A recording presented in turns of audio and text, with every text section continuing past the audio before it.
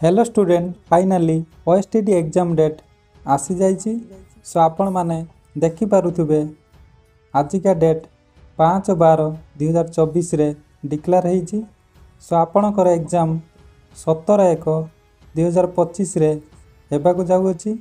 जनवरी मास 17 तारिख रे आपण मानकर एग्जाम हेबो। आपणकर फास्ट सिटिंग पेपर 1 अछि सकाळ 10 रु 12:30 PM। सेकेंड सिटिंग अच्छी पेपर 2 रे 2 PM रु 4:30 PM। सो यह थिला आपणकर ओएसटीटी एग्जाम डेट रो सूचना।